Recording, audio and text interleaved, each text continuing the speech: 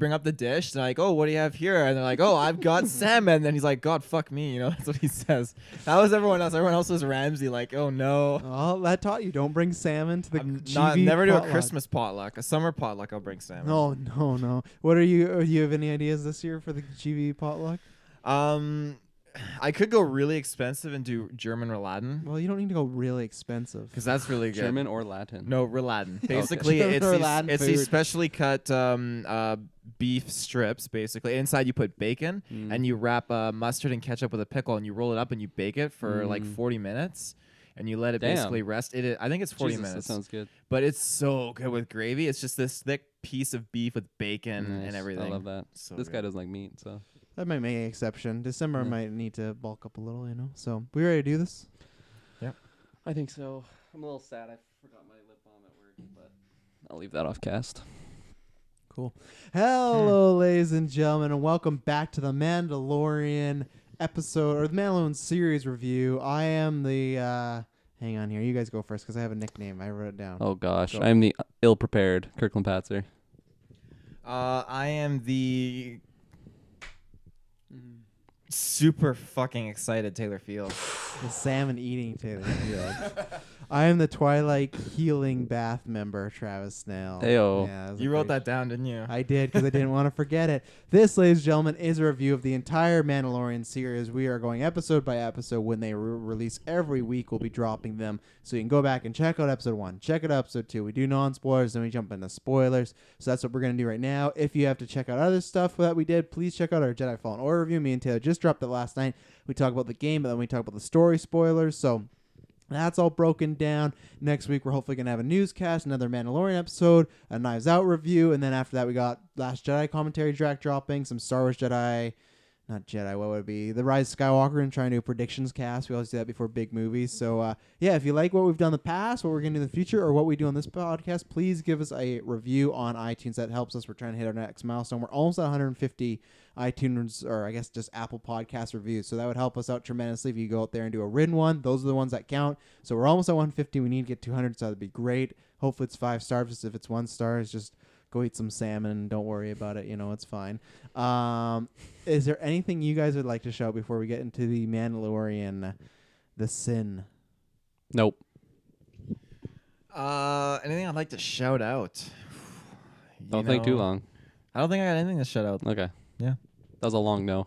Okay.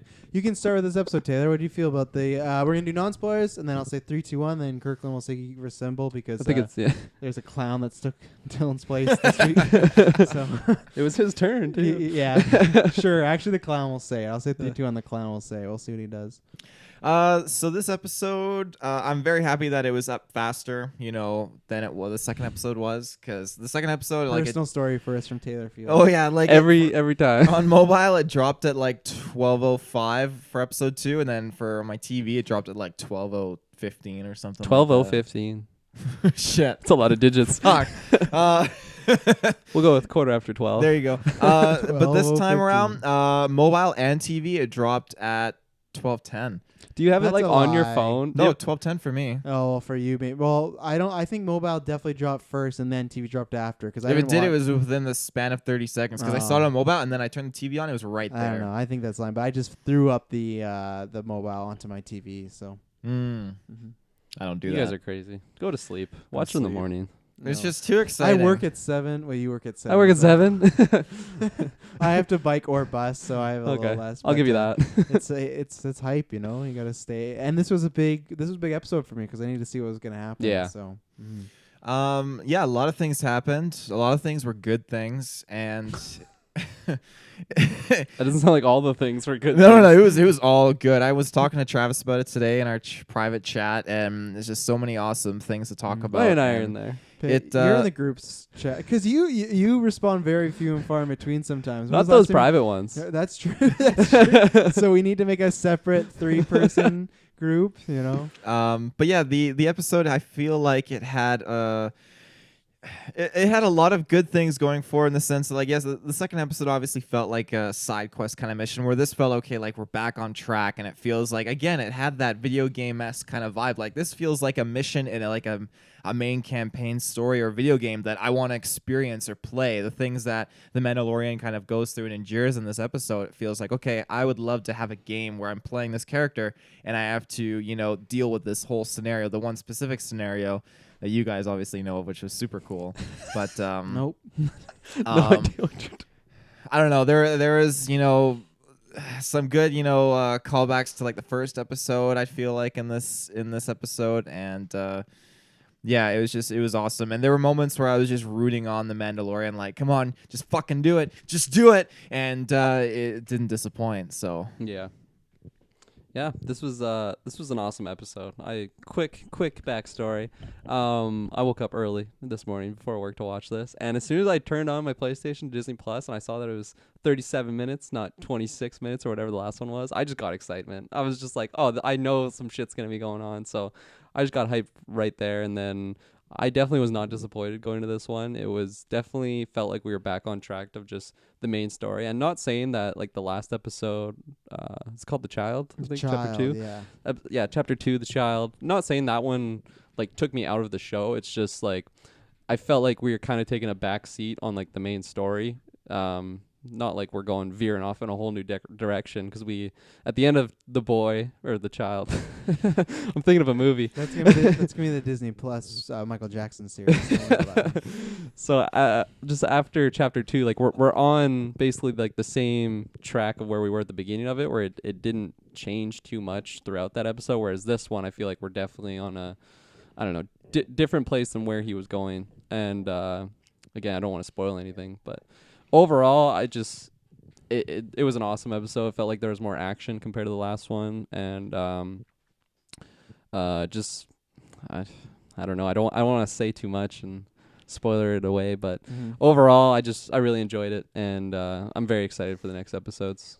Yeah, I loved this episode. I was a big fan of it. I was a big fan of episode 1, and then episode 2 came out, and you can go back last week. I liked it, and it's the same thing I said, that once I see this episode, I could like it more, and I do like it more in the context of the show. Last week just gave me a lot of concerns with the very small runtime, and obviously you don't always have to be 40 minutes or an hour, but it just didn't feel like we accomplished too much in that episode. Felt like these guys talked about before, it was kind of like a side quest. It was an enjoyable episode, but we weren't moving along, and I will talk and stress about it more in spoilers, but the route this episode went and the pacing of it, I was a big fan of. I really like that we're really jumping the plot here, and this for me is easily the best episode yet. I got to give a huge shout to Deborah Chow. She's the one that directed this, and I'm so happy because she's directing every single episode of the Obi-Wan show. So I saw this, and I was like, man, she's directed Better Call Saul and Jessica Jones and Mr. Robot. I've seen her stuff, but never been like, wow, I know this is Deborah Chow's work. I've just like, oh yeah, I've maybe seen that episode here or there, but it was a fantastic episode. It was a kick-ass episode. There's plot development. There was character development. There was some fun surprises. It's everything that I liked about the last 2 episodes, all in this episode. Any cons I have are very minor cons. There's one in particular that came back from the first episode, and I was like, you gotta be fucking kidding me, because we even joked about it in the second episode, like, oh, good, they're not doing it, and then it happens again. So it's very minor stuff, but this is what I want. And obviously now, The Mandalorian can't be this every week, but now last week when we got, I don't think it was a filler episode, but it was close. That's where I was like, oh man, if we get a lot of these, I might be disappointed, but it shows that it's going to be like any show. We might get something that's just an adventure episode, but now that I know we can still get episodes like this, that's fantastic. I was very hyped on the first episode, but I thought that could have just been not a one-off, but just, oh, they made that first episode really great, and the rest of the show is going to take a long time to get going, just kind of have some fun fan service. But this really reestablished, like, okay, no, this is a show that I'm loving. This is a world. They do like the space western done really well. It's all, and like Taylor said, this is the most video. We talked about this, I think, in the first episode. This feels exactly like a video game. There's so many plot points and so many just like scenes where it's just like they feel like they are playing a level, but they've just reenacted it. They've adapted a video game, and that's great because we've talked about that before. I'm excited for The Witcher. I think lots of video games will work better as far as TV shows. So this got me. Any problems I had and concerns, major ones, are all gone now because, like I said, last week I still liked the episode, but I was like, oh, if we continue going a certain route, I'm not gonna like it. I'm not gonna be hyped. I'm gonna be like excited to watch it, but not the way of like I can't wait to see episode 1 when it ended. I was like, I can't wait. Episode 2 I was like, oh, this was good, but it was fine. I'm not on the edge of my seat. This again ended like I cannot wait to see. And it's not a big cliffhanger or anything like that. It just ended, and I was like, I can't wait to see the next episode where we're going. And I think they did a fantastic job, and I'm just very excited. This just got me. I was already excited for Obi-Wan, but the fact that she's directing every episode got me very excited because I liked her style. There's like some not horror moments, but kind of almost. I don't want to say there's a specific word I'll use in spoilers to spoil it, but there's just this kind of. There's some great claustrophobic scenes going on, and you get to really see the Mandalorian be the Mandalorian, but also, again, they don't lose what they've been establishing as far as he's not like an uber badass. He's a character, and he has some struggles, and he's trying to get through this world. So I really enjoyed it. Music, as always, is stellar. Oh, yeah. It's just like... Score was amazing. Yeah, he's just killing it, so I'm very excited for the continuing. And I love on Spotify that every episode had its own soundtrack, too. So, yeah, this episode I loved pretty much everything about it, and now I'm fully on board. Like I said, episode 2 now last week, I'd bump it up by like a 0.5, that score, or even a 0.25 somewhere in there, because it really felt I felt that I no longer have to worry about stuff we talked about last week. And I know I'm being cagey because we're not on spoilers, so that's why I'm probably just gonna say the 3, 2, 1. Gamers assemble. Oh, thank you, Billy the Clown. That's good you're here. Yeah, make sure you're I'll turn talking to the mic. Turn your trouble up. Yeah. So we're gonna talk about spoilers. If you haven't watched or you can't watch, now's the time to tune out. If you don't care, then now's the time. Where do we want to start? Because I got lots to talk about in this episode. Well, I'll just quickly touch upon like the fact that I think it was last episode we were speculating whether or not it was going to be like the end of the show when he actually hands in Baby Yoda. Yeah. So obviously we got that answered. It was pretty quick, episode 3. That was a sigh of relief, and that's some of the stuff I was just talking about non-spoilers that was the concerns with last week, that's a good episode, and I'm fine with that a one-off, or even if we get another episode like that again in the season, I'm fine with it, but I was worried lots of the show was going to be him just trying to get back to his ship, or him trying to get to hand this baby in, and that was a huge concern to me, like where the finale is going to be this episode, where he would turn and all this stuff, and the adventure would really get going, so that's what I was meaning. All my concerns of what I was worried about went away because, like, okay, we're right in the thick of it now. Like, now there's no going back for him. He has a bunch of people after him. So that's why last week's episode is better now on the whole from looking back. So, yeah. No, totally. Yeah, and then, I mean, it's not really a big... I guess it's kind of important, but the part that just, like, made me fall in love with this character even more, like the Mando... Is that just what we're calling him from this point? I call him Mando for sure. I think sometimes he takes it as an insult, but I like to shorten things down. Mando, yeah. I absolutely loved the moment from when Avocado is like playing with the little. It's almost like a gear shifter, and then eventually like when he hands off Avocado and then he's leaving and he goes to like shift it and he realizes it's not there and then it just thinks back to it. It just like totally like brings this character. As opposed to feeling like a badass bounty hunter that you never get to see his face, he just feels like a human to me. And I don't know, I just love that moment. I thought it was so like, I mean, it was pretty minor, but it just, for me personally, it just made me love this character so much more. He doesn't just feel like a Jango Fett or something, someone that just stands there and looks cool. Boba Fett, similar. And I guess Boba Fett would be more, because Jango Fett, we actually get to kind of see his face and... feel that he's more human than Boba Fett was, but I don't know, just that one moment I just absolutely loved. I thought it was such a sweet little touch, and then obviously at the end he like gives it back to him. It's just so great. Yeah, I thought that was all clever because it was a good way that he goes to pull it, it's not there, and it's a good signal to, if he does that, then he's gone, right? Like if he leaves, it's over for this child. So, yeah, I thought that was really clever. There's a lot of weight on that moment, on him just sitting in his ship, like, do I leave or do I go back? And yeah. Obviously, we know what happened. I don't know. Someone else talk. Yeah, I definitely will back you up on that. It was definitely an emotional moment, and that's when I was yelling at my TV for him to... At 12:15, just waking up everyone. Yeah. Shut up! He just... I wanted him to, after that emotional scene when he realizes the knob is off and he's got to screw it back on, he's doing it very slowly, and you can just feel it contemplating, like, behind his helmet, whether he should go or not, and... Just when the score kicks in and he slams his shift back down and he's just deactivating the switches, it's like, oh, this is great. You know, Yeah. he's going for it, and I love how that led into this whole tactical Splinter Cell kind of like vibe. You know, he was setting up, he was getting his position, and even then, I can't remember the birds that he had. What the other the Whisperers, aren't they? They call them something like that. It was something. I thought they something made them birds. from the metal. I thought, Yeah. well, because there was Whispers and the birds, but yeah, they made them from the metal. I think that was.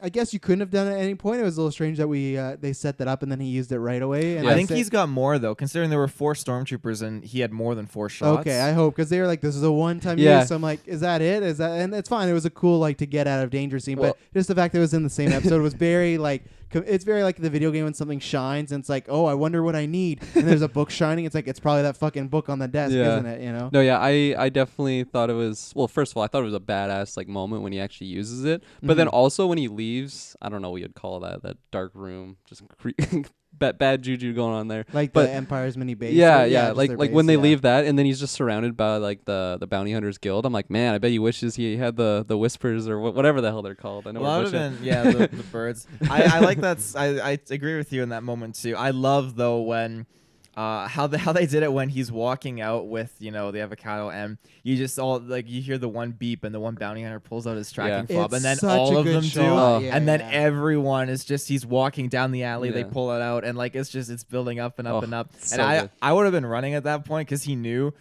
I think he was just trying to play it cool, like maybe they don't know it's me, like maybe it's a mistake. But no, I think there's been so much badass stuff in this episode, but that was my favorite moment because it shows what he's gonna have to go against now because it's just like you said, the one and then all of them. You just see all the lights and you hear all the beeping, and it's just that you've made this decision. And the other one too that I felt was a good signalizing of that is when he's in the ship. I love when he jumps in there, the droid won't drive, and he's like, drive, and he just threatens the droid's life. But there's a moment where he's like on the ground and in the ship, and he's just looking at the avocado, and all these bullets are going across him, and it's just kind of like it feels that he has realized that he might die in this moment for this thing, and it's nothing he's regretting, but it's just like, well, this is the like. Between the fobs and that was just like he knows like this is his choice and there's no going back. Like he's in this camp whether he's gonna leave this island or leave this planet or he's gonna die right here trying to save this thing. So he has a conscience of he's not gonna let this thing go. So I loved that fob thing. It was fantastic because now it's just we know there's just like a galaxy of people looking for him and this baby, and I feel like the bounty would be even more than just the baby because you have to take on this dangerous Mandalorian. And now I'm wondering what exactly is the tracking fob tracking specifically? Like, is there a beacon on the baby itself that it's able to be tracked? Because I don't understand how the fob works. I was curious about that too. Yeah, because I did think it was a cool shot, but I did think it was a little convenient if it was on him because it's like how'd they put that information in right away to the guild? Just like, oh, it's Mando. He's the guy that he was in the bar earlier. Like, I think it could have been Dr. Pershing for all we know. He could have. It is, but just like the timing of it was so quick that I didn't buy that could happen. But I hand waved it because the scene was great. I think like I do that in Endgame where there's stuff that's great where sometimes it might not make entirely sense, but you're like, this scene's great. If the scene doesn't work, then it's like then it becomes a whole big problem. But it was so great. I'm like, okay, they found a way, and maybe it's been 15 minutes since he's walking. I don't know, so it's like I'll just say that they figured out a way. But I don't know because you'd feel that once the baby was in that machine, those fobs would be gone or whatnot. It wouldn't still be tracking, but maybe there's something implanted in. Maybe that will happen next episode. He'll figure that out, and because they would still be tracking him, but I don't know. Then it makes you wonder, like, how is every bounty that they're after tracked? Is it sometime they commit a crime, they get a tracker put in them at some point? So.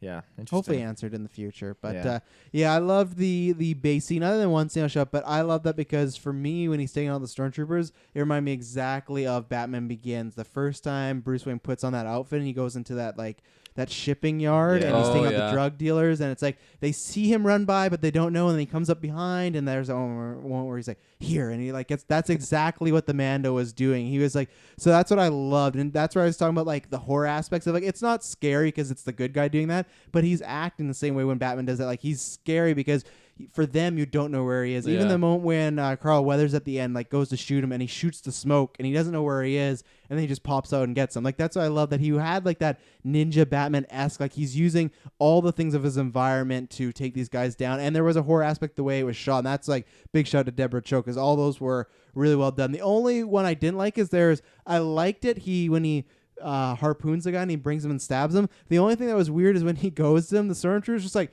standing around. And that entire scene, every other stormtrooper's like on guard, like looking. But this guy sounds like he's deaf and he had no idea what's going on. So I think like in the editing, they like maybe filmed that earlier and like this doesn't make sense. But like, yeah, but it looks so cool. Like he whips him to him in a nice way, like, just keep it. But it made no sense. There's gunfires everywhere, and he's just like standing back towards the door where all the guns came from. So that's why there's like all these like little stuff in this episode that held me back from being a perfect episode. But I love that whole kind of like Batman-esque takedown of all these stormtroopers. So no, yeah, that it was amazing. Just or I guess that would have been when he went back. Yeah, just overall, just badass. You definitely hit the nail on the head there. It's just it very much. I guess in the moment I didn't think of Batman, but it's very much like similarities there. Yeah, and it's probably because I've watched Batman Begins like 800 million times. So I'm like, oh my goodness, there's shadows and a guy kicking people out. Yeah, and like just like comparing it to someone like Batman, where it's like in that moment, it is pretty scary because it doesn't seem like a person that's doing it. No. It's something. It's a machine. Yeah, exactly. Yeah. It's a symbol for justice or something. Yeah. I guess that's not Batman. No. Is that Superman's Batman for? I think they're all justice. They're part of the Justice League. I guess so. Mando will be next year. That one like hook shot though when he stabs him totally reminded me of a Predator for some reason. I don't know all why. of these Mandalorians just remind me of Predator. I'm sorry, they always do. Just I guess that's the next topic. But before we get to the Mando or the Mandos, another emotional scene that I gotta just throw out there before I forget it is when he actually like gives the avocado away and then he's like going to the back room and it like cries out to him. I'm like, oh, that's the saddest thing ever. Oh my gosh, how can you just let that happen? But yeah, obviously he made up for his action. That scene, that's what I love. Like I really enjoyed every scene. I love that setup of he's talking to Werner Herzog and they're talking about the medal and blah blah, and he questions about the kid. And obviously, at that moment, he's going back for the kid when he's just like, oh man, he shows his cards. Yeah, and like Werner Herzog's like, oh, Mandalorians are so much harder to find than the steel. Just like a little shot to be like, I love when he's like, why are you even? I'm paraphrasing, but like, why are you even asking about the kid? Like, you're kind of just like, bounty hunters, drop it off and go. Uncharacteristic for them. Yeah, exactly. So I love that little dig of like, oh, this steel that's really rare is easier to find than like a true Mandalorian, and he just like walks away. And we'll talk about the Mandalorians in a second because I have some questions. But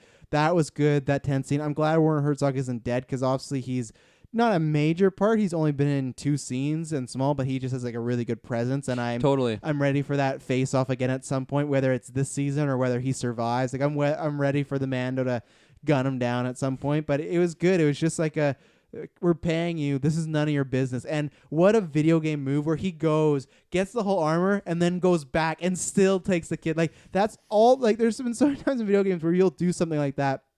Or someone like in GTA will like, here you go, here's some money. And then you still kill them and take more of their money even though you complete a mission. Like that and like him taking the baby back and then going back to Carl Weathers to get more missions. That's where it felt exactly like a video game. Like you're going to your main HUD, you're getting a side quest, you got this new gear like we talked about upgrading, and then it's like, I'm still going to go back and screw up these people. It's like, it's so video game action figure. I love it. Like it's done so well, but I loved that setup of it was already he was one help the kid, but then the classic Empire scum is just reminding him like, oh yeah, you're not really good enough to do what you are. And so, I just quickly wanted to touch upon like what's his name, the Imperial dude. I don't know his actual name. I just keep calling him the actor's name. I'll go find it. So the bad Imperial man, I just gotta jump on what you're saying. Like his presence that he brings, I absolutely love it. It just reminds me of like the original like Star Wars movies of just like this evil, menacing, like general foreign guy. Yeah, exactly. Like I don't know what it was, but I just loved like every time he was on screen, it just had this almost like lifting the hairs at the back of my neck. It's just like this guy is just sinister. Like he's just got nefarious plans going on, and it very much just had vibes of like just A New Hope. Like when Vader's like in that council room, where I forget all their names obviously, but just very much reminded me of like those types of characters, and I loved it. It very much reminds me of just obviously the original Star Wars and just what got us to this point, starting back in the 70s. And it's just awesome. I love just getting the touches of original in there. He just plays the client. So we don't even know his name. There's a very, the avocado, the client. We don't know a lot of people's name. The Mandalorian. We don't know a lot of people's true names yet, so. It's an interesting move, and I respect it. Mm-hmm. A lot of times, like, if they don't show it on the show or the movie itself, you can just go on IMDb, and it's like, okay, well, now I know what it is. He's probably some Darth Skywalker or something. Taylor, what do you think about all that stuff we were talking about? Yeah, I agree with a lot of what you were saying. It has that aesthetic, especially with that, the client, filling in that kind of role of, an imperial, with the accent and everything. It feels like one of, like another Governor Tarkin or something like that. I feel like you just said, like 6 times in a row. I was crazy. Yeah, I was like, well, that's almost as much as we say like sometimes, so. You don't need to look. We have a sign here that says "Don't say like" because we all have a problem with We have making multiple anything. signs. 3 signs on every wall. Yeah, to not say like. So what was it like? Well, We're talking about the client. The client, yeah. He's a very interesting character, and I'm glad that he is still alive. And it'll be interesting to see how he comes back and how he. Sorry, that made me laugh. I'm sorry for making you laugh. I didn't mean for it. How that kind of plays into. What am I working with here? A bunch of amateurs. Yeah. What was one of the other things you were talking about before the client? I don't know. That was yesterday. Okay. No, I just talked about the stormtrooper base, and I talked about the client still being alive. The and stuff like the that. stormtrooper base and that Batman whole scene. scene. Yeah, the Batman kind of vibe going on. Yeah, it was fantastic. All of those, like as you said, we'll get to it with the other Mandalorians, but they feel like predators to me. And whenever the Mandalorian goes into battle, he's sneaking around. He feels like a predator, 100%. Just with his whole arsenal, and I love how he's using like his flamethrower. I love the flamethrower. Yeah, that stormtrooper. He just uses everything in his arsenal against them, and it's so cool. That's again, 100% like a video game, and he just really shows his true colors as like a warrior. But in all of these different episodes, we get to see him, he is a very, powerful character. He manages to hold his own in these scenarios, but then there are moments where he has the aid of another force where you could look at it every like major fight he has had the help of somebody. he has had the help of others. Yeah, and that's when you could say like it's been IG-11 and now it's been the Mando. So like technically he should have been dead 3 or 4 times already. Yeah, but then he's that's not the ultra badass. That's something that we kind of touched upon in episode 2, where other people that don't see it but'll hear about it. It'll turn him into a legend where it's like you saying, holy shit, you're right. I'm counting how many times I say it. Yeah, it's a lot. Fuck. Yeah. Well, even Carlos Weathers says that when he walks in the bar. He's like, "Oh, the legend, the Mandalorian," and then when he's just like shit talking all his other clients and like just like, "You're the only one. Look at all these people." It's just like that's unnecessary. Oh, yeah. These bounty hunters, they didn't get it, but leave them alone. But I don't think they even tried. I think there were still some bounty hunters sitting there that were from the first episode. Well, they could have been they accepted the quest, but like I'm gonna put it on. Well, it's the same way in any burner. main video game, right? You get a main quest, but you're like, oh, this is a cool side quest. Or maybe these guys were like, oh, I'm waiting on a shipment of new bullets, and I'll go out tomorrow and get this. Like, oh, the Mandalorian again? Like, that's why maybe why they were there. So big speculations. Yeah. We don't know. I loved when he was rocking in there with all his Beskar armor. That was pretty. Oh yeah, when he walks it looks in, so good. door man. opens, Yeah. the score kicks in, and everyone just looks and just like he's just a badass now. And I love like a video game, and just even like this character we talked about a few episodes ago. Right away, he wants another puck. Shout out to the Twilight Healing Bath. I wanna see that location. We better go to that one on the show. So when he said that, I was like, oh yeah, that's great. But he was like, I'm not gonna be healing. I want to go on to the next mission, which is.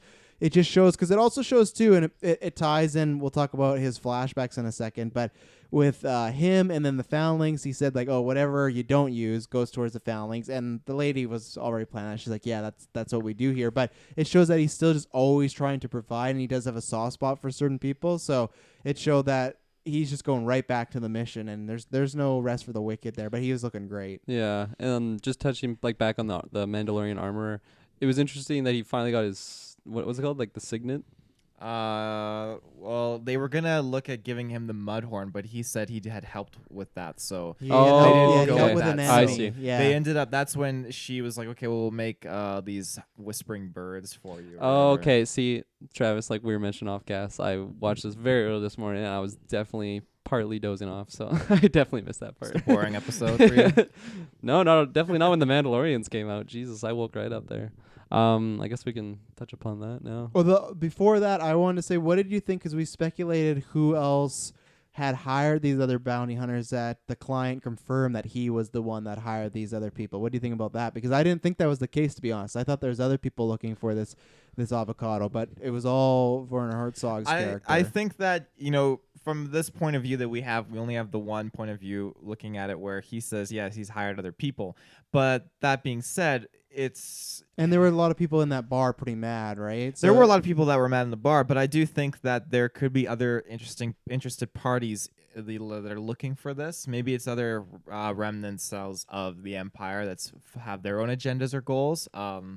It's hard to say. I'd have to. You're probably right, but I'm gonna hold my breath a little bit and see where it goes, because just that whole emphasis on IG-11, just saying orders to terminate, and all these other orders were to bring it in, preferably alive, but dead would be acceptable too. So. Well, it depends who you ask, because he could have done some hiring while the doctor wasn't there. Because remember, he said dead or alive, but if you could bring it in dead, do that, right? And then the doctor was like, no, I want it live. So that's why there's a chance that he could have done some of these deals on the side or whatnot. So the only reason I'm taking it as a fact is just because I felt like it drove more of a wedge in between him and the client, because it was like, I thought it was special, but you trusted me with this mission, but then you didn't really trust me because you got a bunch of people. So really, even when he comes back, he's like, the stories are true. If you really thought that, why would you hire maybe dozens of other bounty hunters? So that's why I thought it was another this guy, he's just using you. He wouldn't care if you died. Like, he didn't think you're that talented. So, and I feel like it just reinforced my feelings towards that character of just being a sinister little weasel. I guarantee that guy does not trust anybody. Anybody that he not interacts himself. with. No, he looks in the mirror and he gets scared. Talking about it more, it makes me realize there's a good analogy here. So, I'm ready. Oh, no. Here we go. Now let's pretend the Mandalorian is us or whatever. We're a guy, and the three of us are one guy. Sure, we're one guy. This is a strange analogy already. And there's this girl you really, really like, and you're going out with her and everything, and that girl is the client. Okay. And all of a sudden you find out that 100 other guys have all been with her, and you go up and you say, how many other guys were there? She says, just there's lots. There's lots, yeah. Just I had to make sure the job got done or something like that. So. Well, yeah, and that causes a breakup, and that's exactly what happened. Exactly here. what happened. All of the that guy's a smart guy, but that's information. Well, I guess he could have not revealed it, but at the same point, Mando kind of had an idea, and then he gave his dig about the Mando. So it was not going well, and it didn't end up well. So yeah. Mm-hmm. And then you walk away from her, and then she gets upset, and all the other boyfriends come after you. Well, no, you broke up. No, they didn't come after you. It's like if you guys broke up, and then you snuck back in her place and took her TV, and then she's like, "What the hell? Like, you got me the TV," and then she sent a bunch of those boyfriends after you. Because the Mando, he was fine. He was still alive. They weren't gonna do anything to him. They just said this is the end of contract. That's when he obviously went back and stole the avocado. So that's the part of the story you're leaving out, that the girlfriend just didn't send 100 people, but. Let's talk about that scene, because we have that, and then we have the Mandos, because we got a lot with the Mandalorians in this episode. What did we think as far as at least the hype of that moment? Because I thought that was, so far, that's pretty peak of the series. Just jetpacks everywhere, all these different weapons. It was fantastic. That was definitely the peak, I think, for the show. Just even before the big shootout scene, just when I got to reveal them all in the Mandalorian, what are we calling that? Just a barracks, I guess. They said it in the show. It's it's like a cove. You have to move the cult to the cult. Yeah, so it was something like that. The hotel, or it's like covern. The hotel. Wherever vampires stay, whatever that thing's called. Transylvania? No, not Transylvania. That's where they stay, though. I'm going to be Googling once it's my turn. But Monster Hotel? Or that movie. Stop guessing. That's what I just said. Hotel Transylvania. Oh, Hotel Transylvania. Yeah. He didn't even listen to me. No, we are butchering this. But just when they revealed it there was a lot of Boba Fett looking dudes. And I'm like, this definitely. Every fan. Look at that.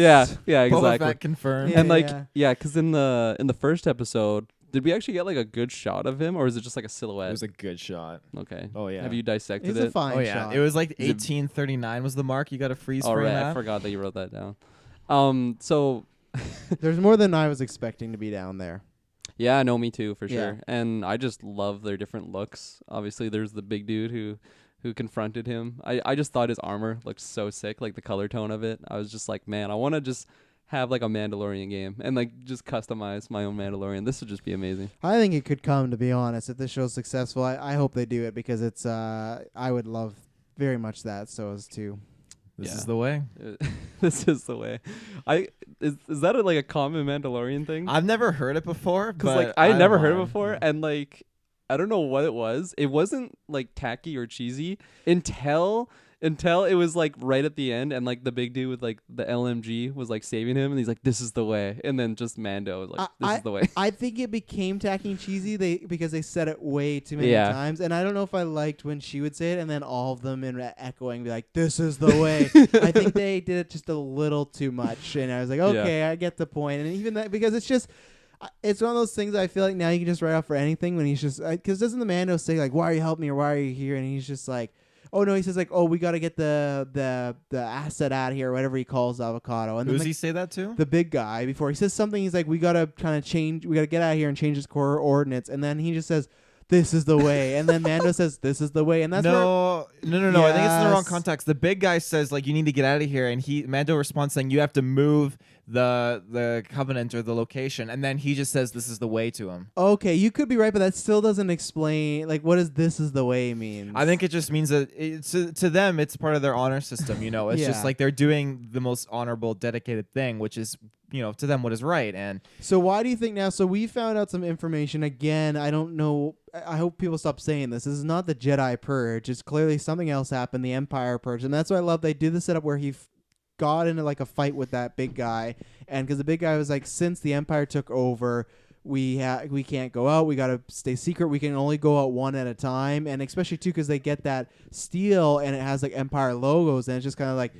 this is the thing. The Empire took us over, and you're using this to, you're working for them to get armor back, and that's kind of what sets him off, and he's pissy about because like, why would you do that? That's kind of like a slap in the face towards our people. So why? So now with them coming out and saving him, would we assume that these Mandos are going to be? They can't really stay hidden, right? So why do you think? Do you think? Is it worth it to risk their life for this one Mandalorian and this baby? Because I didn't get the vibe, and we've not seen that much of him. I just didn't get the vibe that they would risk everything for him going against the grain in a huge way. Like, this is something that he went against the guild. He went against this little mini pocket of the Empire. I feel like it's kind of risky, and I hope we get more backstory than just this is the way. So that's my holdup. Well, one thing to just clear some light on the situation. So many people might think that those flashbacks, which we'll talk about, oh my gosh, I almost forgot about those. People might think that those people might think that those are sequences of the Imperial purge or the Beskar purge or whatever you want to call it, and it's those not. Are Clone Wars. Those are Clone Wars, and I think people might get that confused a little bit. But no, the purge there's like that three happens, purges. There's like battles in Clone Wars, and there's like because I don't think I don't think what happened to him as a kid is not a purge. It's just the result of the Clone Wars. It was just the result of the Clone Wars. So because you have that, and then you have the Jedi purge, and then you have this Mandalorian purge. So I can see why maybe some casuals might just think it's all one event. Yeah, and it is. I will say, it's not confusing, I think, for us, but I don't think they're laying it out in the best way. I think they're using a lot of the same Star Wars jargon, and you could easily assume that this is the same thing. So I think that and the flashback still, they're not doing a great job with that. It's serviceable, but I think they need to clarify a bit more. No, I would agree for sure. And even just from the first flashback, again, I watched it on my phone the first time and I haven't rewatched it, but I didn't see like any like super battle droids. Taylor was the one that actually mentioned that, and I'm like, okay, that kind of makes sense. And then this one, they definitely showed the super battle droids like a lot clearer, but it didn't look as identical as the ones that we saw in like the prequel movies. I don't know. They looked a little bit darker, and like the red in their, I guess you call it their face, it just looked like a lot more bright, and like I don't know, it just looked like a different version of the super battle droids. So obviously, like, since we're dissecting it, we can kind of like go over and be like, okay, that is a super battle droid. But for I don't know, like a casual just viewer, I don't think it's very clear like whatsoever, especially what era it is. I could agree. I could think the look might just be chalked up to that was 10 years ago when we got even later than that, because that's almost like 1999 and got 2002, so it's been over almost 15 years since we saw those. So that's why I chalk it up. But I agree with you that this was the first time, because the flashback ends with the battle droid, which is to me the worst transition we've had yet, where it's the battle droid and then the ham. So again so we harped about the first episode. Taylor disagrees, but everybody else, and I don't see anyone else praising this, they do this thing where anytime someone's hammering something, the Mandalorian's like getting PTSD, and I get it because some people say like, that can happen. I do, but I just think it's the way they put it into the scene. It's very cheesy. It's very like movie maker, and it's just. I said to Taylor, it feels like they're really forcing. Hey, in 5 minutes, our character's gonna turn around and he's gonna save this baby. So we really got to show again that like he was a fondling. He was Fondling. Foundling. What's our term? An orphan. He was an orphan as well. So it's like I think that was established enough, but the fact they did again, I was already eye rolling, and I don't like the way they did it. And the way they get out of that scene is so his parents get shot. He's in this little well thing he's hiding, and this battle droid whips open the door. When he whips open the door, the hammer from the present scene comes in and hits the battle droid, and then the battle droid scene breaks, the screen breaks, and then it falls and it goes into what we're doing presently, and it's so cheesy. It's stuff I've used for Gauntlet for fun to be like, oh, this is stupid shit. Like I'm gonna have to rewatch that. I don't remember it being that. I don't remember that at all. I don't remember that at all. The hammer hits the screen and the screen breaks, and then it transitions. I'll show you. I'll find it mid-cast because it's just I don't like these scenes still, and I think that's the only thing. I think this episode's length was perfect, but I think they should have found a way to do that. Even start the episode that way, and then just transition somewhere else, because I think it's almost like when we talk about when he's getting the whispering birds and then like he uses it right away. It's the same thing. They do this flashback and then he's gonna turn. It's just I think the pacing of those things have not been great so far, and I think I have some more questions about flashback, but I'll save that. So yeah, no, I definitely agree with what you're saying there, and also just throwing on top of it, like it just feels like pretty repetitive too, because like every time that I googled it, it's called the Concorde. That's the Concorde. The Concorde. So anytime that he's in the Concorde, I'm just like, okay, I'm getting ready for a dream sequence here. And it's very like parallel to a video game, because I know there's lots of video games where it's like, okay, you go to this one area and then you do like a training sequence, or you do like a dream sequence. It's always repetitive. It's like in Assassin's Creed, you get out of the Animus, okay, now you're doing something with Desmond. It's so like I don't know. What's the word I'm thinking of? Well, you said repetitive it's a good pattern. Already. I think so, but I just think it's. And that's the problem without the helmet. I don't think he's affected by this. So it just, I guess, because maybe he's getting his armor and this is a big moment for him, but I don't see how that correlates to his parents dying, So I'm in the camp. I don't think it's because whenever he's donating to the foundlings, he gets that foundling PTSD. I guess so, but it's just, I don't know. I think you could have put this same flashback with the first one and it'd still be the same. I think we had established enough that he had cared for this. I guarantee we're going to get one more flashback and it'll be longer and it'll fill in the gap of like what happens. I think so. Just don't make it when he's hammering. Make it when he wakes up from something. Make it anywhere else. It's just, it's weird what this signifies, the sound and whatnot. It hasn't worked for me personally. No, yeah, I agree with you.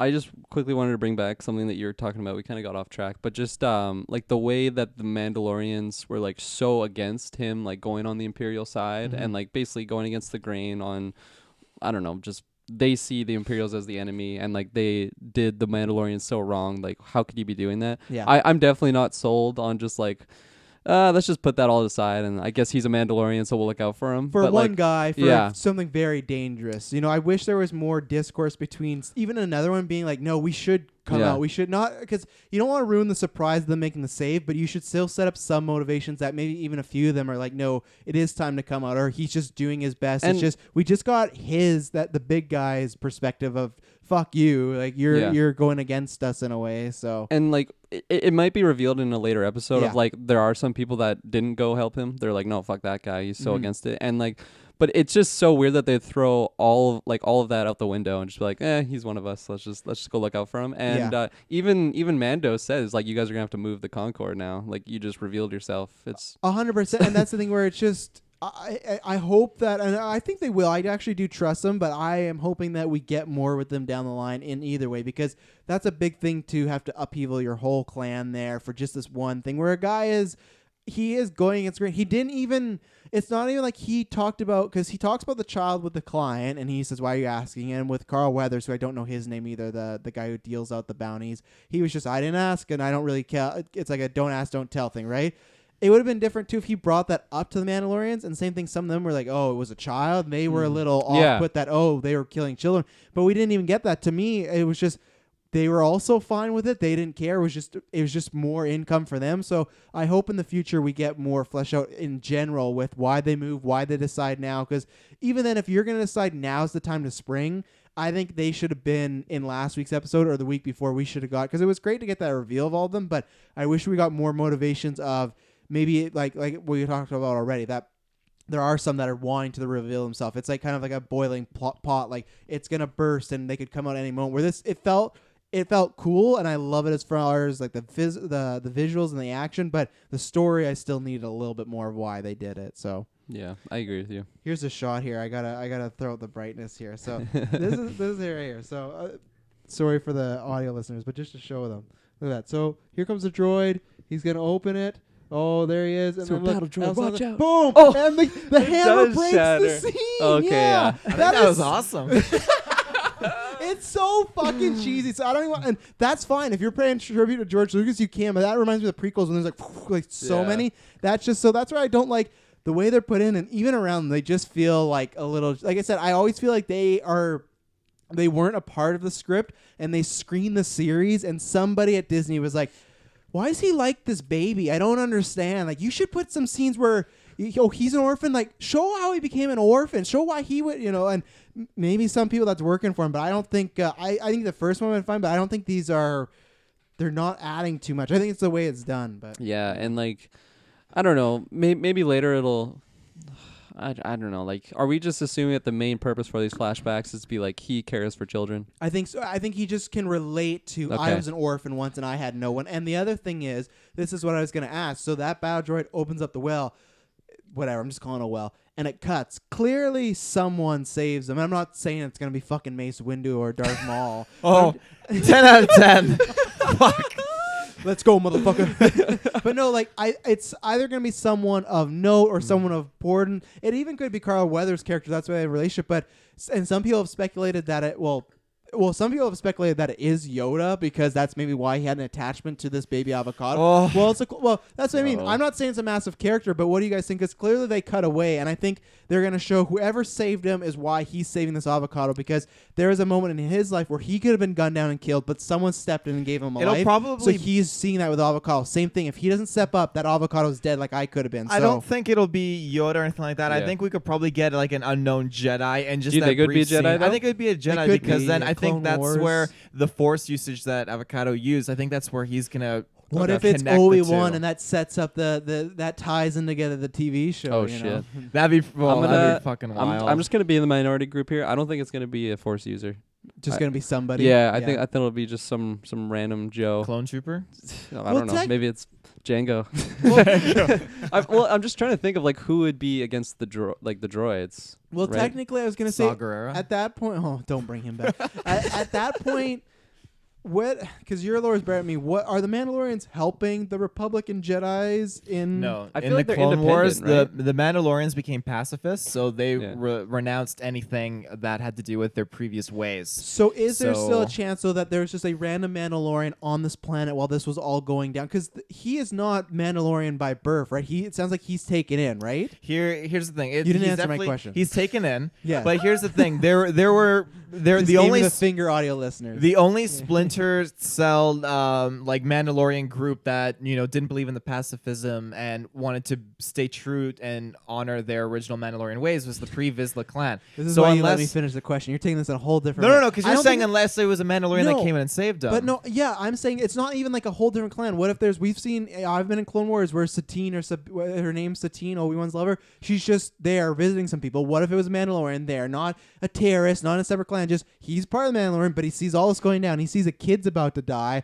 So there's a random person who is a Mandalorian. Well, yeah. What if he's just on a planet traveling there? He had to meet, and the same way this Mando, for some reason, no one else, all the public knows is, hey, he dropped off this baby, and then he came back and killed everyone and took the baby back. It'd be the same way of why did this Mando help out our young Mando, right? It's the same way. For some reason, he was there. He saw this all going down, and maybe he is a pacifist, but he sees a kid's about to get killed, and he goes, I'm not going to let this happen. I'm going to save this kid. And that Mando is what brings him into this. That's my idea. Is like it's it possible. could be someone from this culture that brought him in already. It's not possible, just but then it does you know, you have to take into account like the amount of like the culture and the government that is established. You know, there wasn't anyone that wore Mandalorian armor anymore. That wasn't the thing anymore. That was just this one sect of the previous clan. So I mean, it's possible maybe there was someone who is rogue, like a Django or something like that, who still donned the armor but was doing their own thing. I don't even mean they need to be in the armor. Couldn't they have just taken over? Like, I guess that visual you'd want them in the armor, I guess, but I just think that you could still bring them into the normal Mandalorian, because that's the thing with these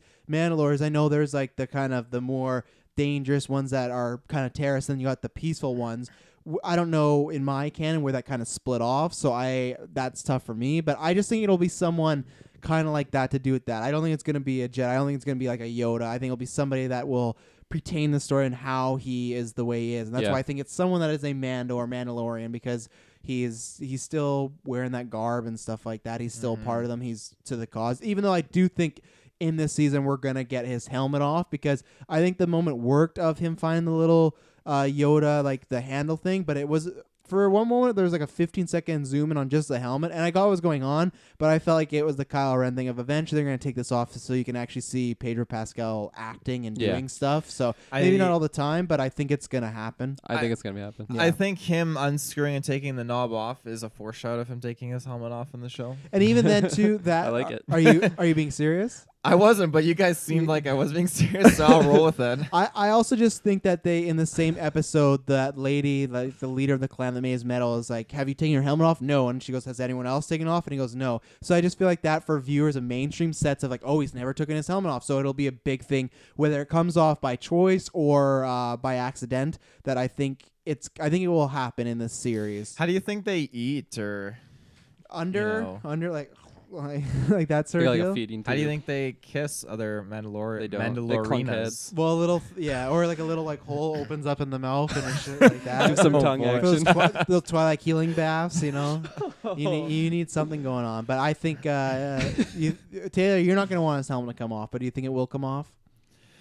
I want to see Pedro, man. Yeah, I want to see Pedro. his beautiful I think face. it'll come off. I mean, they're in the trailer. There's the trailer for like the series. There are scenes where it looks like he goes to motion it off. It's not a spoiler. It's in the trailer, but like the woman's like, no, keep it on or whatever. I think anytime you'll do action stuff, he'll just put this on. So I think you get the best of both worlds. But when he's like with the baby, with the other characters, it'll come off eventually, because that's why I thought it was going to come off, because that's the only thing that we'll see that was budding heads to me. Was I thought he was going to go against the Mandalorians as well, but it seemed like they're kind of all on board with what he was doing. So I was like, oh well, that won't be the reason he takes the helmet off. So I'm not sure now. So yeah, it is interesting. Going into the show, my hard prediction was just like, oh yeah, he's definitely gonna take off the helmet. You know, you got a great looking actor like Pedro Pascal, and like being able, I was linking it to like the Kylo Ren thing, where like they actually want to show like a talented actor showing like the emotional stuff and everything. But yeah, and then so I was so like dead set in my ways, like it's gonna happen. But like honestly, now that they've able to like build some emotional,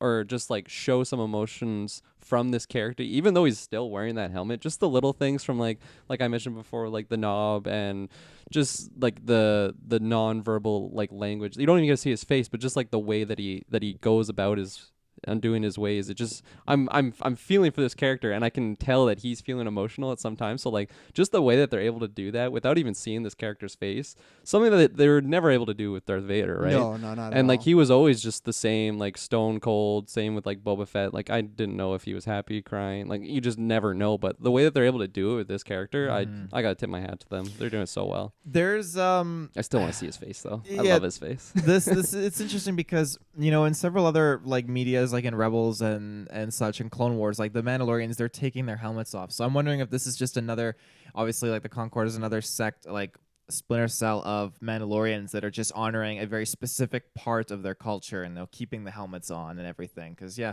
from what I remember, a lot of Mandalorians in these other cultures, like Pre-Vizsla and stuff, they all take their helmets off and everything. So well, that's what I until I watched Clone Wars, I didn't know. I thought it was all helmets on, but then there's tons of Mandalorians running around with the helmets off, and I just think they may do that to be, this is the new Mandalorians. I am excited because the good thing is there's 30 years in between Force Awakens and Return of the Jedi, right? So a lot can happen, which is good. That's why I like this time frame. But I am interested to see, because there's a lot of Mandalorians, and either in our canon right now in the JJ era, they're either off somewhere else doing something, or something bad happens to these Mandalorians, and that's thing where the fact that them revealing themselves might be the downfall. And I could see that.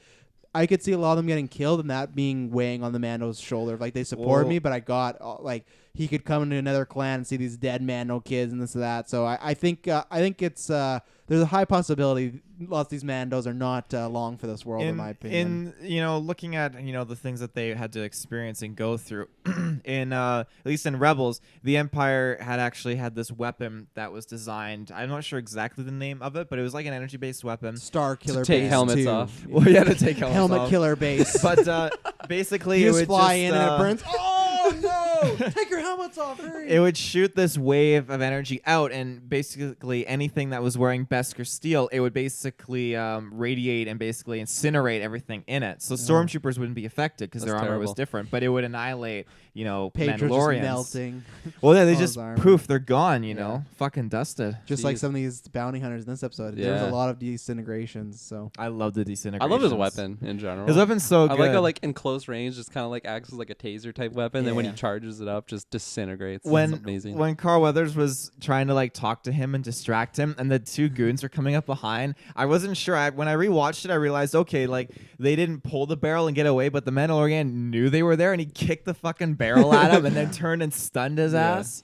So good. I just love like obviously like the shootouts are awesome, but I also just love like the hand-to-hand combat. It's just it's awesome. That's good. It's something we haven't really seen in Star Wars, in my opinion, because we get a lot of lightsaber stuff. But if you look at the way Finn and Han fight, it's especially Han, he's a very dirty, like even when he punches people, it's not finesse, where this is kind of like what we talked about at Batman-esque, where he's trained, it's mixed martial arts, he's doing stuff where he's still dangerous without his gun, where Han is to an extent, but if you take Han's blaster away, as we saw in Empire, it's kind useless. of over. Where Mando, he can still get shit done. I love that knife he's got too. Obviously, we got to see him last episode. Like the vibro blade. I'm not sure what it's called, but well, it's we like can assume it's a vibrating. vibro Lady blade. Mandalorians love that one. Well, actually, any Mandalorians love the vibrating blade. Heyo. Do you think they got any DNA from that Baby Yoda / avocado, or do you think it was or he got them out of there quick enough? I think he got was them out of hooked there up to that machine. It was just a scanner by the looks of it. So obviously, in the conversation that you could kind of pick up with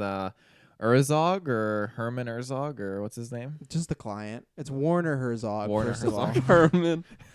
Herman Zog. Just the So, client. Yeah, the client, the way he was talking, it made it sound like, they hadn't gone through anything yet. And it's like, you need to hurry because we're trying to protect you and everything like that. And then Palpatine came in. He's like, yes, hurry. And it's like, wow, big Rise of Skywalker spoiler. But Kirkland, you think they got any DNA? Honestly, I felt like maybe just because it's like it's an easy thing to do in the show. It's like, oh well, they got a little vial, but I don't know. Taylor kind of convinced me.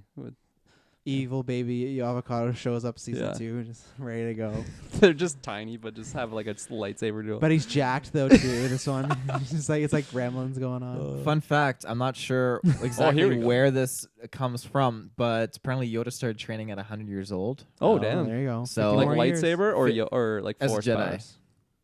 But like, does that mean like, oh, the remote's over there? I'm gonna just. But technically, as Jedi's a like Jedi, a Jedi so. it's like a job occupation, right? Like you could learn to play poker, but you're not a professional poker player. So he could have been winning like some sabacc matches with his force powers, but he's not a Jedi. If you think about it, like younglings are taken in around like the 2 or 3 age, I think, or maybe even younger than that, probably. So what would you do if however this character ends, whether it's in this season, and I'm saying he's staying alive, or maybe it's which character is this? Baby Yoda, avocado, or let's say the show goes 5 seasons and the avocado's still with him. Would you lose your shit if it ended with a de-age Mark Hamill just picking him up? That's it. We don't see in their adventures. Just he learns about this child, this young Yoda, and he goes and gets him, and they move off, and that's how they write off that character. I think that'd be a pretty cool way to tie it in, because you can just say he gets killed off by Ben Solo in a few years. Easy peasy. He's a student that's dead, So, and I think that'd be fun to see young Luke Skywalker older Luke Skywalker finding a young Yoda-like creature. I think that would be kind of fun. I don't know what I would do. I would fucking lose it. I got chills just hearing you talk about it. Oh, disintegrate. We can't even bury him, Charles. Like if they did do that, God. Shout out to First Class. Darwin, fucking awful character. I bury him, Mandalorian. I don't know. Yeah, I don't know what I would do. I don't think that, you know, I they think would. it's possible. It's possible, 100%, and I would love it every single fucking juicy second of it. But I don't think that they would just, you know, throw you down a shaft and be like, "Here's a comic book of Ben Solo killing him because Snoke fucking lured him." I agree 100%. There's comic books right now about Snoke and Ben, and the first comic book about how we learn about the Knights of Ren. Oh, it's a fucking comic book because apparently in the canon, Luke Skywalker and Ben Solo fought the Knights of Ren at one point. That's coming out before Rise of Skywalker. So yeah, they'd absolutely do that stupid shit. Fuck canon. It's so stupid. Yeah. Anything that's not live action. Check out the Clone Wars retrospective.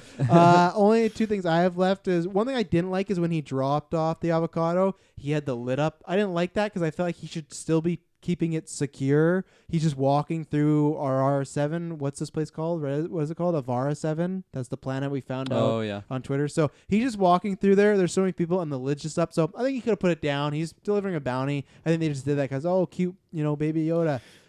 I was just gonna say, I love when the stormtroopers grab it and he's like easy, and then the stormtrooper is like, you know, you need to watch yourself. Back off. Like, so good. And the other thing I really liked is at one point, I think it's when he takes out the first 3 stormtroopers at the base, and there's one moment where he has his gun, they're tussling, he takes him aside, and he like sounds like he just like breaks his neck or whatever, but he like hits him twice, he falls to the ground, and then as he's walking away, he just pulls out his pistol and just shoots him one more time, and the sign just keeps walking. Really cool, very like Terminator like. So I loved that. Those were just like random notes I had. I heard the term spaghetti sci-fi get thrown around for this. Yeah, spaghetti western is like what not Django's. Yeah, what he and Good, Bad, Ugly, like very spaghetti westerns are what inspired Django Unchained. So it's these old school westerns with lots of shootouts, lots of action, lots of the lone gunmen, and that's what the series really is. Especially the last episode too. It's just a guy in the West trying to fight it all, and I like that. Getting saved by people. Getting saved by people. Yeah, not the greatest guy. No Cara Dune yet, so I'm very excited. She's next episode. She's confirmed. next episode. Yeah. Oh, okay. Q&A with Bryce Dallas Howard. She's the one that they just said brought her to life. So Bryce Dallas Howard directs the next episode, so she is in the next episode. I'm excited for that. Yeah. So it should be good. I imagine maybe she's like a friend of his, and he goes for hiding or whatnot. So that I hope she's a good character. Hopefully we get more of her than IG-11. Well, I read also that she is, I think, like an ex-rebel special forces heavy weapons something or other like that. So she has a history in the war. What a title. Yeah. What a title, yeah. Ex-rebels weapon holder, something like that. She looks super, super cool. I'm excited to get to meet her character. And I haven't seen her yet. What isn't she like an MMA fighter? She was an MMA fighter, yeah. Okay, that's She's super one of the cool. first popular like female ones, so yeah. Right on. Yeah, since we're going through our last notes, just more similarities to like video games. I remember we were joking around about it on the first episode, just like, okay, he got his shoulder, and then obviously in this one he gets like his chest to like he's kind of completing his set. I haven't seen his legs yet, so I don't know if those are best. I think the legs are best. Are they? Yeah. Are they shiny though? They were pretty. I shiny. think so. Yeah, Okay. I think he's some neat. Yes. So he's just looking fresh, and then right at the very end of the episode, he sees his buddy with the jetpack, and he's just like, I gotta get one of those. I'm like, this guy's just gearing up. That reminds me of Batman Begins again when Jim Gordon's like, I gotta get me one of those. Like, I feel like they probably watched that movie and then did this episode. You're right. Gordon says that exact line. He does. I gotta get me one of those. Yeah. We'll take my car. We'll take mine. And the lights come up. Yeah. It reminded me of, because it was Favreau, it reminded me of Iron Man 1 when Rhodey sees Iron Man machine and he's just like, next time, baby. That's just because I say that every day in my life. But yeah, there was some unintentional tributes. But yeah, I don't think this season, but I think he will have a jetpack at some point in the show. So no, for sure. Yeah. There is also one thing with that big beast of a Mandalorian with the LMG gun. Oh. Yeah. First of all, his weapon was so sick. When he just I don't think I'd seen down something like and that. he's just coming around. Yeah. It reminded me of Baze Malbus's weapon Yeah. from Rogue One. The 2 Jedis that were, or the 2 people that were together with the blind Force user. I remember. There was also, but yeah, his character. Now I was trying to figure out who voiced him or who portrayed him. I couldn't find it, obviously, in the credits. Everybody's been trying to find. They can only find the guy that played him physically, the stuntman, but they don't know who did the voice. And everyone's debating if it's Favreau or not. Well, that's the thing, because the voice, when I listen to it, it sounds exactly like Pre Vizsla from the Clone Wars, which is voiced by Favreau, which is Pre Vizsla's another Mandalorian. So I feel like, it makes sense, and like the voice sounds very much. And isn't like this guy's name in the credits? He's like listed as Vizsla. It's spelt differently, but he is listed that, so that could have just been like a clerical error. So he might be like some sort of like handed down like lineage. So That'd be pretty cool. it could be. I've only seen the episode once, so once and a half. I need to watch it again. It just sounded like the voice was a bit deeper, but you can change that at all, like at any point with its just voice. Well, I But think it that's makes the sense thing. he'd Like, be in there. it He's w- doing a great job by the way. in the live action sense, there's obviously like they're gonna have mufflers and stuff, as opposed to the cartoon where they're just talking into a microphone. And Yeah. half the time, Vizsla in the cartoon, his helmet's off. Yeah. So it's not as dark as obviously this guy's voice is, but it just sounded vaguely similar, to a certain degree. And I thought, oh, that'd be a very cool tie-in to see, Favreau voicing another Mandalorian. So Yeah, he deserves it. He's killing it. He wrote all these episodes. He's doing a great job. I didn't praise him enough. I'll almost when I praise any episode, I'm kind of praising him because he's the showrunner. So it's like he's the Feige where he brings in different director stuff. But he wrote this episode. He's doing great. I'm excited next season because he's directing a few episodes. So yeah. Anything else? Ratings, final thoughts. Excited for next week. Absolutely. Very excited. See for where next that's what I week. love. We don't even know where we're going. Like obviously Cara Dune could be, but we don't know what planet it is. We don't know the location. So that's exciting. I'm excited to go some other planets because that's what I love about that first episode, starting that like frozen planet, then going to where we were now, and then just seeing the different locations. So I'm excited already. We're changing it up. So Yeah. No, for sure. All I can say is I really want Baby Yoda merch. I see it's like apparently it's supposed to be coming it's this Friday. supposed to be so. coming, yeah, I and thought I'm they just said- super excited. I thought they stayed there like it's not going to be out by Christmas. I think the demand is there. didn't Favreau said that? Well, no, they said they didn't get any made initially because they didn't want any spoilers. But I think because it's out there, and even Star Wars Instagram. There's so many is- memes yeah, too. Yeah, Come and on. I think you want to have for Black Friday and for Christmas. Like Gwen's getting one of those, 100%. Like it's already done. It's I have spoken. Yeah, spoken, Or what is yeah. it? What, this is the way. This is the way, When yeah. Emily This said, is the way. Does she need that? And I just said, this is the way. And she's like, And I then haven't she watched repeated it. episode 3. She's like, I haven't watched episode 3. What the fuck's wrong with you? And then she left me, and I'm alone. Oh no! God. What a tragedy. I'm gonna become a bounty. Yeah, thank you, Jon Favreau. There's just so much cool like possibilities with merch. Like I want to get a Black Series figure of the Baby Yoda. I want to get like a shirt with him. There's so many awesome different like Oh yeah. possibilities, and I'm so in love with Baby Yoda. I got like probably like 20 Baby Yoda memes on my phone, and it's just counting. It's so hilarious. There's good ones. Yeah. Overall, I'm very excited. Yeah, I will give this episode a 4.75. It was almost a 5, but Ooh. just, that flashback stuff, not a fan. And even then, there was like just little stuff, so that's why I couldn't give it the perfect thing because if enough little stuff builds up. And I think it was great, but I don't think it's like the greatest it could ever be. I think it's the greatest yet, but this shows to me that we got lots of potential, and this just gets me very excited. You never know because Game of Thrones did this thing where the finales were really quiet, but I feel like Taika Waititi is directing the finale. I am very excited for the finale of the show. We still have 5 more episodes, so I'm excited for those 4. But seeing this being episode 3, this to me could have been the finale, and I would have been happy. I would have been, like I said last week, bummed that they dragged it out. But I mean, like the big war, the big shootout, the Mandos, they could have saved this, and they didn't. So I'm not expecting it to go better than the finale, but I think it can hit that length. So. 4.75. This episode got me very excited. Now, if even next week we get another kind of smaller, like episode 2 episode, I won't question it as much. I go, okay, we're having just a fun adventure episode. I won't be, and I always want more episodes to move the plot forward. So I'm always gonna like those episodes less, but I'll be less worrisome now as I was last week. So this kind of gave me the faith. I'm very excited, and yeah, it's a good time to be a Star Wars fan. There's lots of good stuff. I'm excited for Skywalker, but I cannot wait. I like, of course, I'd love to binge it, but I do love the week aspect of that point. As a fan, I want to just watch it all and see it, but I do like the small rollouts, and I like that. And even then, if this was 37 minutes, if they're short, that's fine. But even if they didn't get any higher, this felt perfect as far as pacing. I think some of the stuff they did with the story didn't work as far as like we talked about some flashbacks, some information, but I think the actual like length and how it rolled, it didn't feel too short, didn't feel too long, felt just right. So 4.75, my best episode yet, my favorite episode. This is the standard now going toward the rest of the season. I'm not saying every episode needs to be like this. I'm just saying what is my favorite has to surpass this one. So good job, team. Good job. Yeah, they definitely gained my trust.